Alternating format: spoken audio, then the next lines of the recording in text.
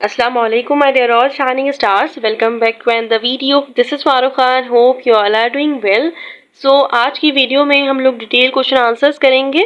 ये chapter 24 revolution है और इसके शॉर्ट क्वेश्चन आंसर्स हम कर चुके हैं अल्हम्दुलिल्लाह। और हम लोगों ने क्वेश्चन नंबर 3 के लॉन्ग क्वेश्चन आंसर किए। हमने question number 5 and question number 1 किया था, लमार्किज्म एंड डार्विनिज्म, जिसको थ्योरी ऑफ नेचुरल सिलेक्शन भी कहते हैं।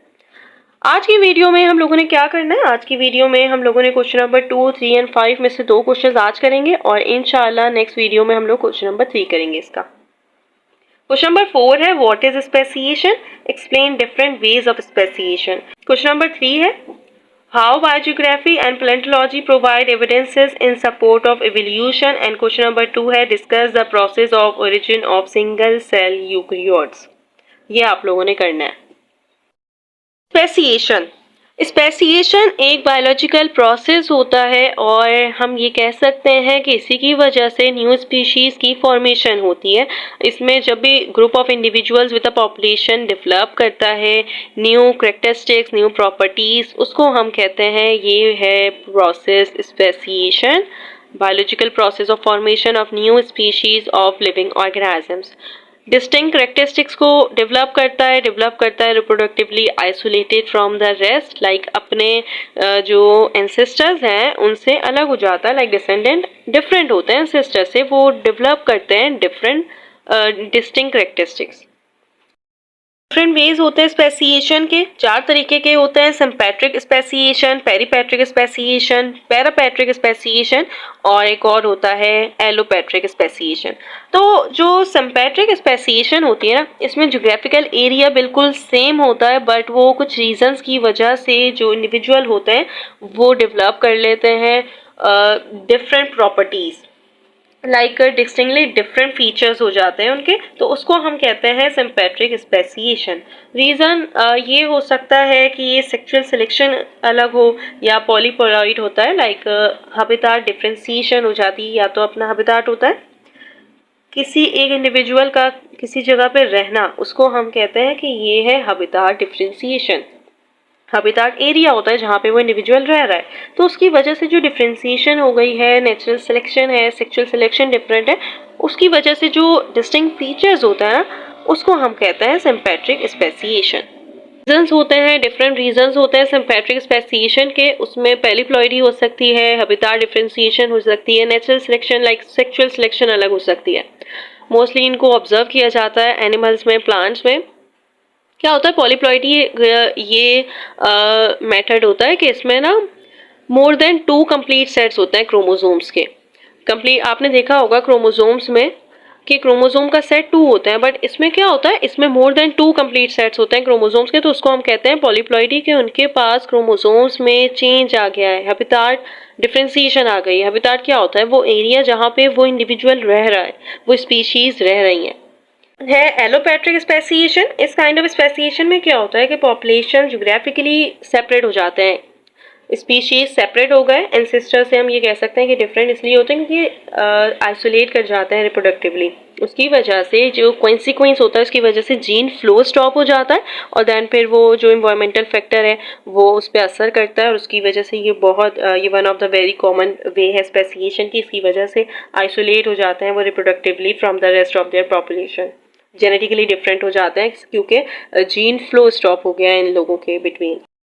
पेरीपैट्रिक स्पेसिएशन भी एग्जैक्टली लाइक होता है एलोपैट्रिक स्पेसिएशन के, लेकिन इसमें क्या होता है कि इसमें ना small group of individual break off होता है। इसमें इन्होंने कहा, ये नहीं कहा था कि स्मॉल ग्रुप ही सेपरेट होंगे, बट लेकिन पेरीपैट्रिक स्पेसिएशन एलोट्रॉपिक, लेकिन पेरीपैट्रिक स्पेसिएशन एलोपैट्रिक स्पेसिएशन से ऐसे डिफरेंट होती है कि इसमें स्मॉल ग्रुप ऑफ इंडिविजुअल हमेशा ब्रेक ऑफ होता है from a larger group of species और देन वो फॉर्म करते हैं न्यू स्पीशीज को।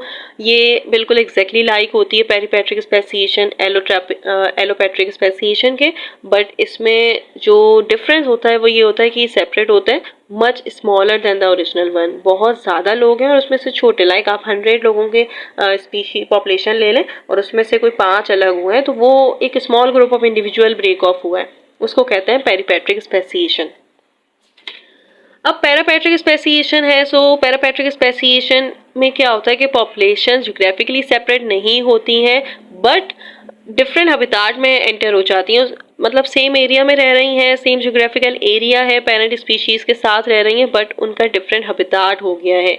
उस केस में ये इंटरब्रीड नहीं कर पाती हैं और फिर डेवलप करते हैं डिस्टिंक्ट फीचर्स को, उसको हम कहते हैं पेरीपेट्रिक स्पेसिएशन।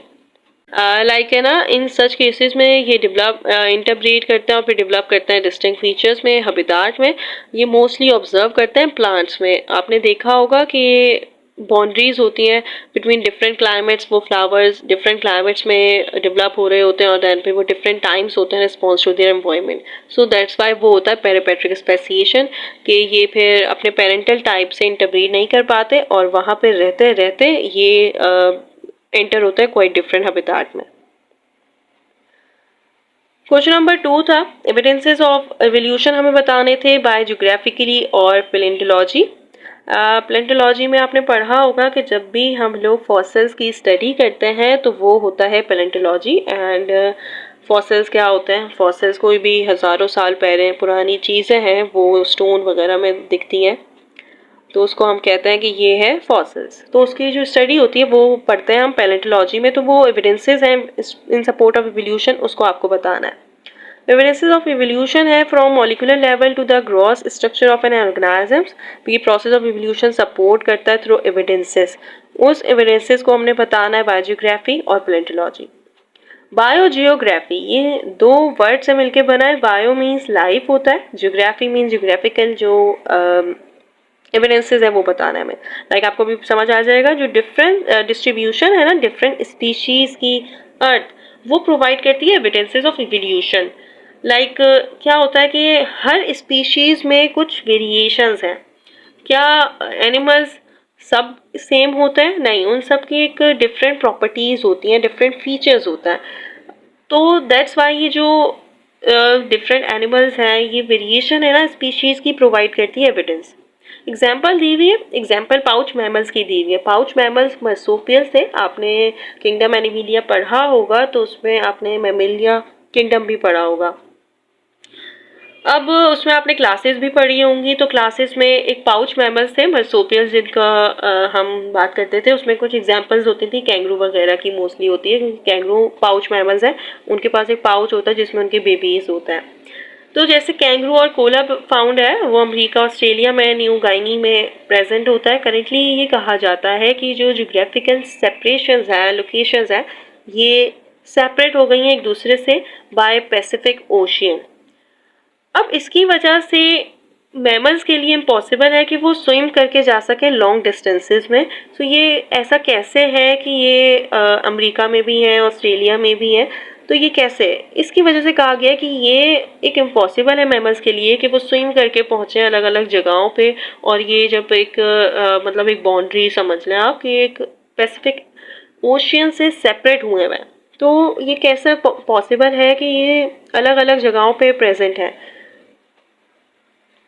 ये आंसर करते हैं past continental position and the fossil record of this mammals. इसकी वजह से साइंटिस्ट बिलीव करते हैं कि ये जो 16 कॉन्टिनेंट्स हैं, ये एक पीस ऑफ लैंड थे पहले, जिसको हम कहते हैं पेंगी। एंड ये स्लोली और ग्रेजुअली ब्रोक हो जाते हैं डिफरेंट पीसेस में, लैंड मासेस में, जो आगे जाके सेपरेट होते रहते हैं एक दूसरे से। सो दैट्स वाई ये पहले जो अर्थ था, ये पूरा एक सिंगल पीस था लैंड का। Thus, marsupials did not need a migration route, rather they rode through the continent to their current position and diversified themselves.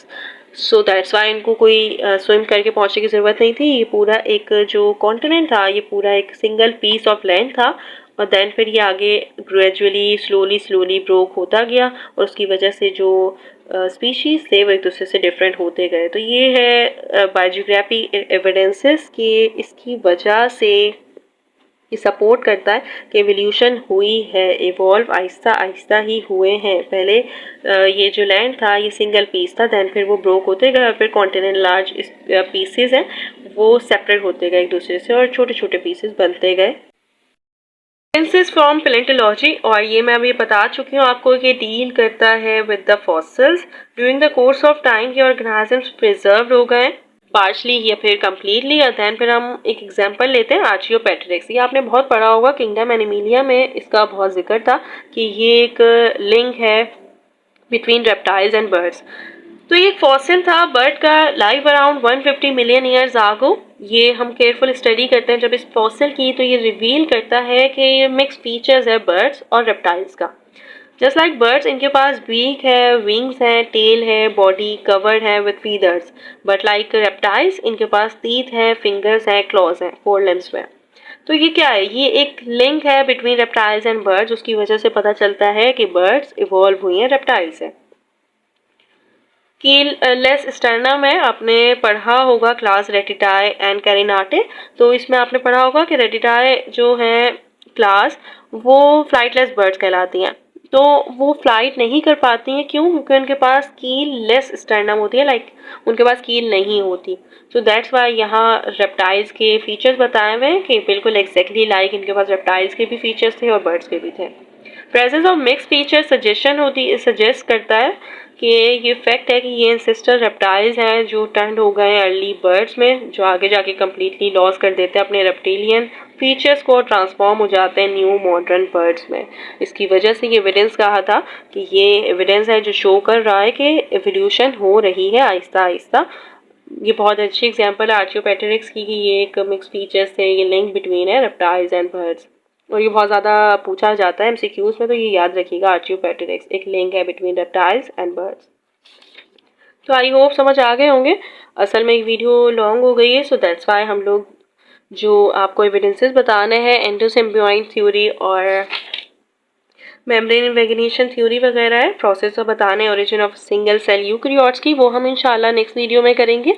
जब तक के लिए अल्लाह हाफिज़, all the best to all of you.